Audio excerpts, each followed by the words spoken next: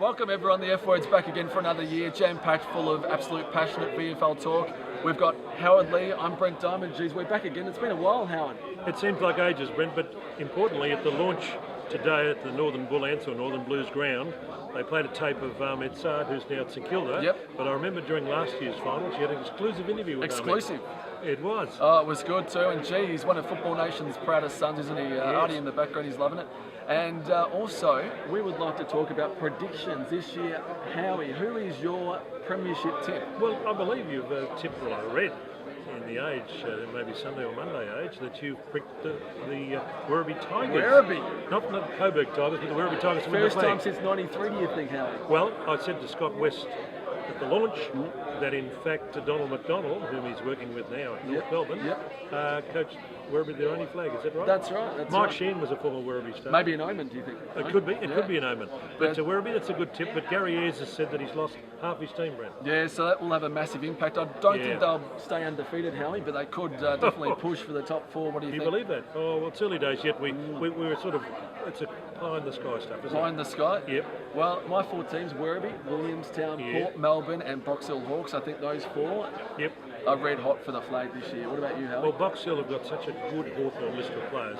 Big, tall, tough, strong. They've got everything there, Box Hill. Yeah, they're because Hawthorn's spillover, isn't it? Well, that's right, and they've recruited well over the pre-season too. I mean, Bo Muston's pretty much a new recruit as well. Yeah, yes, how many knee operations has he had? Oh, probably 2 or 3, how many? Yeah. And actually, they're both captains, aren't they? Bo Muston, captain, Pro Dowler, captain of Sandringham. So right. 2 injury-prone players, captains. I see Sandringham improving. Yeah, I see them being almost rock bottom. Probably the biggest improver of all time, I think, but you never know in this competition, do you? I mean, even the standalone teams, you've got Collingwood, Geelong, and the Northern Blues. What do you make of them? Well, Northern Blues were at their new facility and looks really good, doesn't it? Nice sort of a social area. Yep. But never discount North Ballarat. Jared Fitzgerald's a master coach. Oh, absolutely. How many years? It'll be about 12 or 13 years. Right up there, isn't it? He's been 2 stints there, maybe 3 stints. Yeah. He's an outstanding coach.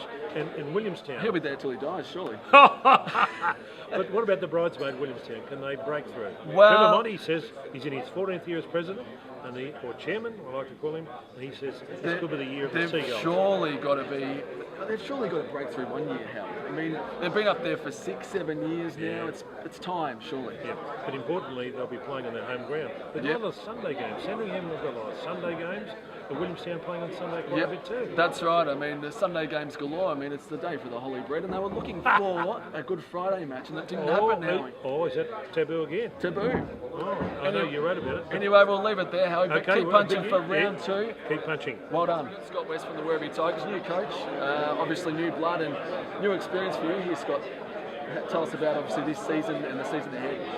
Yeah, look, it is. It's a new experience, one I'm really looking forward to. Obviously, there's been some challenging times even before the season starts, but look, I'm really looking forward to the season. I can't wait for it to kick off this Saturday, and obviously we've done a great pre-season. I think we've done a really good pre-season. The players are fit and ready to go, so really looking forward to it. We're tipping the Werribee Tigers for the flag, and maybe we're not the only media outlet. So, how do you cope with that sort of pressure early on, Scott? Oh, look, one thing I've learned is you just can't control what other people think. So, we've got a job to do, and obviously, that's really nice, and it's complimentary to the Werribee Footy Club that people are picking us to win the flag. But I think there's a few other clubs out there that might want to have something to say about that. So we've got to play well. We've got to play well week in, week out. So that's the challenge ahead, and that's all we can worry about. I can't let you go without saying about Nathan Ablett. Good recruit during the pre-season. How's he going? Yeah, Nathan's been terrific since he's been with us.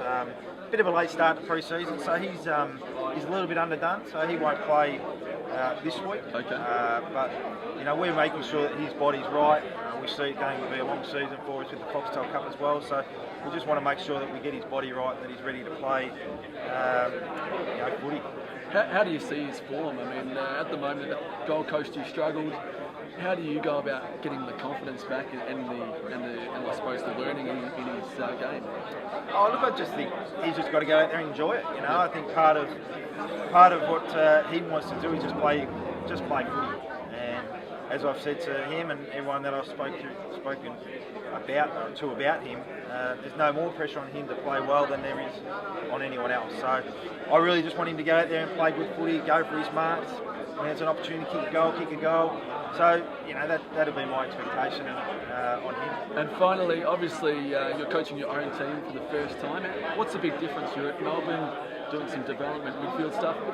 Big differences, obviously, to take a stranglehold of your own team. Yeah, it is. It's look, coaching, in its essence, is very similar whether you're a line coach or whether you're a senior coach. But I think, when you've got your own team, or when you're an assistant coach, you put up suggestions about, maybe how things maybe should be done, or selection. As a senior coach, those suggestions are now being put to you, and you now get the final decision. So, you take that responsibility, and I guess at the end of the day, winning and losing, the buck stops with you. So, it's just one of the challenges of being a senior coach. Beautiful, Scott. Thanks for your time. Melbourne Premiership coach Gary Ayres right next to me. Gary, it's a change of scenery at Port Melbourne, even after a premiership win. Yeah, it is, Brendan. Look, obviously, when you get success, there are other goals in life that players that have performed so well go and search for, and I couldn't have asked them to do any more, obviously. And with about probably 800 games worth of experience out the door, we've got to look to then say who's going to come in and replace those players. But look, that's exciting, and that's the challenge of the coaching staff.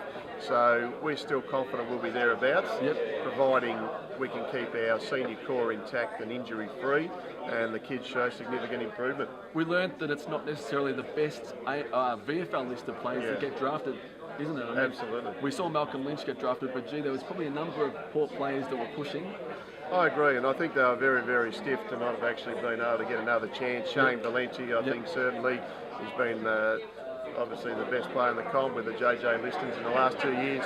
Sam Dwyer has just been superb, and you think about Toby Pimwell, Sam Fleming, Huey Sandilands had his breakout year at VFL level last year. So Chris Kane is just a super player, and I don't think he gets the recognition outside the VFL. But as we know with the big O, Oren Stevenson, that you get an opportunity at 29 if you hang in there. Exactly. I mean, there could be plenty of opportunities potentially for those players. Sam Fleming, really improved as a player the last few years, hasn't he? He has. Well, he's our reigning best and fairest, and he won it in 2010. So his ability to read play, his ability to rebound, intercept mark, and just set up play for us with his other defensive players, I think he's just first class. And he's also in the leadership group, so it speaks volumes of what the group think of him as a person and as a player. He's without his sidekick Dalton this year, but I mean, I think he'll still be the backbone, do you think? Yeah, well, also too, we've recruited Ryan Gale from the Northern Blues, so we think he'll be able to come in and replace him. Dan Noonan, who's another young boy that we had a bit of time for and have got a bit of time for, he's unfortunately stuck down last year with an injury, missed all year. So we still think we can cover that end. Certainly the midfield losses in Lynch and Bats Armas, as you said, and then you got Paddy Rose up the other end with 80 goals. So it's going to be very much a collective arrangement this year, I think, rather than the individual class we had. Yep, beautiful. Go. Good luck for the year, mate. Well done. Appreciate it, Brent. Good luck with the F Nation. Thank you.